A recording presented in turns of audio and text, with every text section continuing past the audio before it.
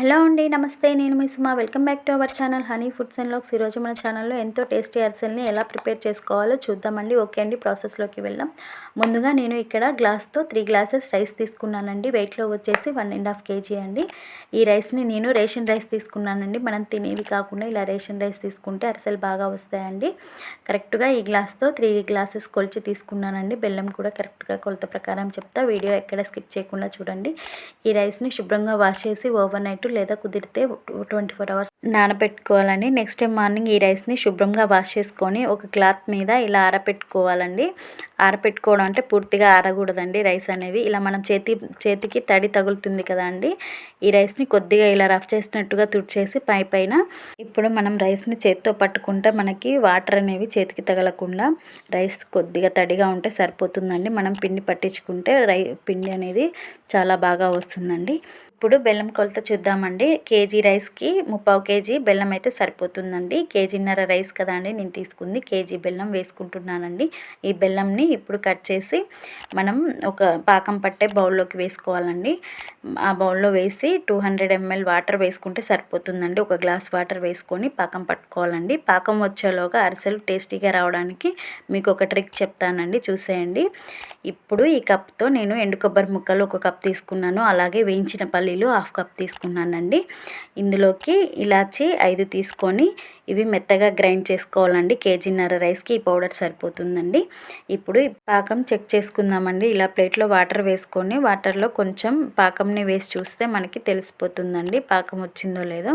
చూడండి, ఇంకా పాకం రాలేదండి, సాగుతుంది. ఇంకో 1 minute తర్వాత మళ్ళీ వేసి చూపిస్తున్నా చూడండి. పాకం అనేది ఇలా సాగకుండా స్మూత్గా ఉండి చేతికి అంటుకోకుండా ఉంటే మనకి పాకం కరెక్ట్గా వచ్చినట్టండి.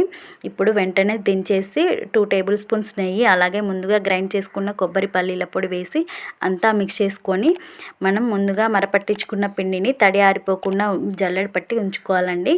ఇప్పుడు ఆ పిండిని వెంటనే వేసుకుంటూ ఇలా మిక్స్ చేసుకుంటూ ఉండాలండి. పిండి కలిపేటప్పుడు స్పీడ్గా కలుపుకోవాలండి. అలా అయితేనే పిండి అంతా పాకంలో కరెక్ట్గా కలిసిపోతుందండి. ఇలా పిండి అంతా కలిసిన తర్వాత ఈ పిండి పైన కొంచెం ఆయిల్ని ఇలా స్ప్రెడ్ చేసుకోవాలండి. పిండి చూడండి ఎంత బాగా వచ్చిందో. మనకు అరిసెలు చాలా బాగా వస్తాయండి. ఇప్పుడు ఈ పిండి పైన ఈ ఆయిల్ అంతా కూడా ఇలా స్ప్రెడ్ చేసుకొని మూతని పెట్టి కవర్ చేసుకోవాలండి. పిండి అనేది ఆరిపోకుండా మనకి కావాల్సినంత పిండిని తీసుకొని మళ్ళీ మూతని పెట్టి కవర్ చేసుకుంటూ అరిసెల్ని చేసుకోవాలండి. అరిసెలు చేసేటప్పుడు ఎప్పుడైనా కానీ ఇప్పుడు ఆయిల్ కవర్ తీసుకొని చేతికి అలాగే ఈ కవర్కి ఆయిల్ అప్లై చేసుకొని మనం ముందుగా తీసుకున్న ఈ పిండి ముద్దను పెట్టుకొని ఇలా అరిసెల్లా చేసుకోవాలండి రౌండ్గా.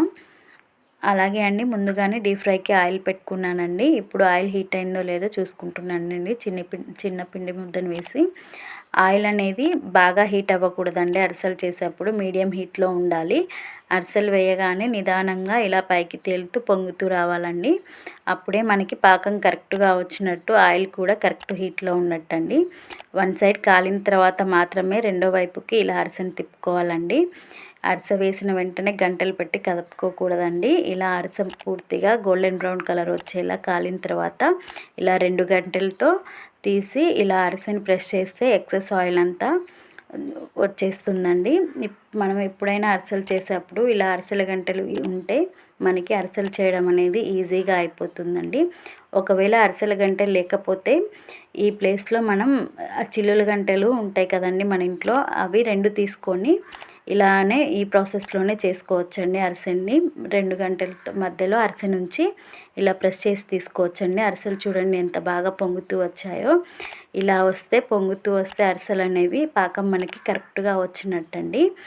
అలాగే అండి, మీకు ఇష్టం ఉంటే వేసుకోండి కొబ్బరి పల్లీల పొడి, లేదంటే స్కిప్ చేయొచ్చండి. కానీ టేస్ట్ చాలా బాగుంటుంది. ఒకసారి తప్పకుండా ట్రై చేయండి.